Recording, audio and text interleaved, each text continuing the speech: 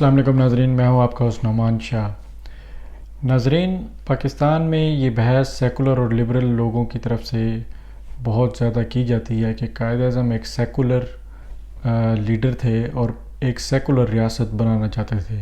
اس کے حوالہ سے وہ قائد اعظم کے کچھ کوٹس لوگوں تک پہنچاتے ہیں۔ اس کے حوالہ سے صرف میں اتنا کہوں گا کہ قائد اعظم کی 25 جنوری 1948 کی کراچی بار ایسوسی ایشن کی جو تقریر ہے وہ ہر چیز کی وضاحت کر دیتی ہے۔ اس سے پہلے جتنے بھی ان کے تقاریر یا کوٹس ہیں سیکولرزم کے حوالہ سے وہ سب کی نفی کر دیتی ہے بڑی ڈیٹیل کے ساتھ۔ اور قائد اعظم کی زندگی کی آخری تقریر جو ہے جو اسٹیٹ بینک کے افتتاح کے وقت انہوں نے کی تھی وہ بھی ہر چیز کی وضاحت کر دیتی ہے۔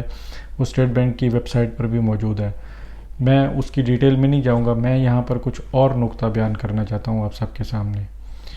دیکھیں، یہ جتنے بھی لوگ ہیں جو قائد اعظم کو سیکولر ثابت کرنا چاہتے ہیں، یہ ثابت کرنا چاہتے ہیں کہ قائد اعظم نے سیکولر ملک بنایا یا بنانا چاہتے تھے، تو ان کو صرف میں ایک بات کہوں گا کہ قائد اعظم اگر سیکولر تھے اور سیکولر ملک بنایا انہوں نے یا بنانا چاہتے تھے تو یہ یاد رکھیں کہ انسانی تاریخ میں روئے زمین پر قائد اعظم واحد سیکولر لیڈر ہوں گے جنہوں نے ایک مذہبی ملک بنایا، اسلام کے نام پہ ملک بنایا۔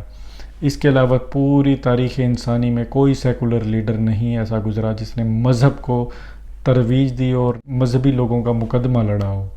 تو اگر یہ سیکولرزم ہے تو ہمیں پھر ایسے ہی سیکولر لیڈر چاہیے جو اسلام کو تخت تک پہنچا دیں، پاکستان میں اسلام کی بالادستی قائم کر دیں۔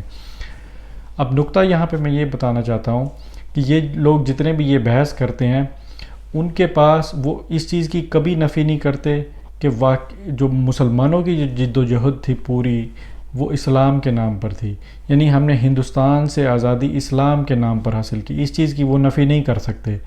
وہ کیا کہتے ہیں؟ وہ کہتے ہیں ہاں اسلام کے نام پر بنا، مگر قائد اعظم جو کانسٹیٹیوشن یا طرز حکومت کرنا چاہتے تھے وہ سیکولر تھی۔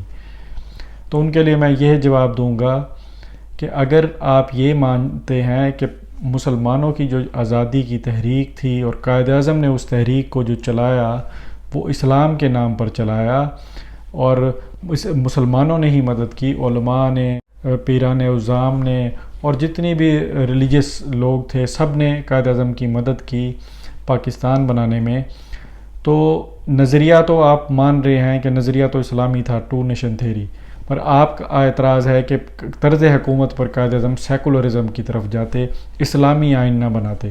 تو ان کو میں صرف یہ بات بتانا چاہوں گا کہ اسلامی ملک جب بن چکا مسلمانوں کی جد و جہد کے ساتھ، تو اب اسلامی ملک کے اندر کون سا قانون چلے گا، کون سا آئین چلے گا، وہ ہم قائد اعظم کے پابند نہیں ہیں۔ اس معاملہ میں ہم پابند ہیں قرآن اور حدیث کے۔ اس کا فیصلہ حضرت ابوبکر صدیق کے پہلے خطبہ سے مل جاتا ہے جب انہوں نے خلافت کا عہدہ سنبھالا اور انہوں نے پہلی تقریر میں یہ کہا کہ اگر میں اللہ اور اللہ کے رسول کی اطاعت کروں تو میری اطاعت کرنا، اور اگر میں اللہ اور اللہ کے رسول کی اطاعت سے ہٹ جاؤں تو تم پر فرض نہیں کہ میری اطاعت کرو۔ یعنی یہ قانون دے دیا حضرت ابوبکر صدیق نے۔ یعنی قائد اعظم ہمارے نیشنل ہیرو، ہمارے فاؤنڈر، بابا قوم ضرور ہیں، مگر دین ہم نے ان سے نہیں لینا۔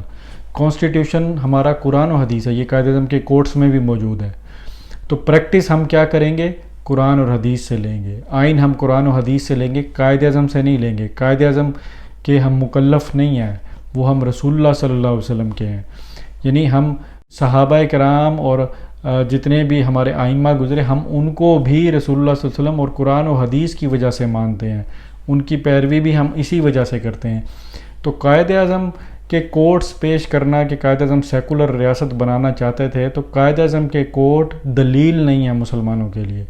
قائد اعظم کے کوٹ اگر قرآن و حدیث سے ٹکرائیں گے تو ہم ان کو چھوڑ دیں گے۔ یہ فارمولہ تو امام ابو حنیفہ نے بھی دیا کہ اگر میرا کوئی قول قرآن و حدیث سے ٹکرا جائے تو اس کو چھوڑ دو۔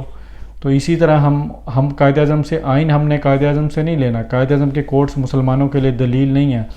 قائد Azam as a founder of Pakistan تھے قائد اعظم نے آگے اگر قانون سازی کرنی تھی تو پھر ہمیں پتہ چلتا کہ اصل میں وہ کیا کرنا چاہتے تھے، مگر انہوں نے اپنی تشریح اپنے آخری اسٹیٹ بینک کے افتتاح کے وقت تقریر میں بھی کر دی تھی، اور 25 جنوری 1948 کی کراچی بار ایسوسیشن کی تقریر میں بھی بڑی وضاحت سے انہوں نے بتا دیا تھا، مگر پھر بھی کوئی ان کے پہلے کوٹس یا different out of context quotes پیش کرتا ہے تو اس کے لیے میں نے یہی بتا دیا کہ قائد اعظم سے ہم نے دین نہیں لینا، وہ ہمارے دینی لیڈر نہیں ہیں، نہ ہم ان کے بنائے ہوئے آئین کو یا ان کی بنائی ہوئی تقاریر کو ہم قرآن و حدیث پر فوقیت دیں۔ جب اسلام کے نام پر ایک ملک بن چکا تو اس کا آئین بالکل قرآن و حدیث کے مطابق ہی ہوگا، اس میں کسی اور لیڈر یا کسی اور کی تشریح کی گنجائش نہیں رہتی، یہ قانون ہے۔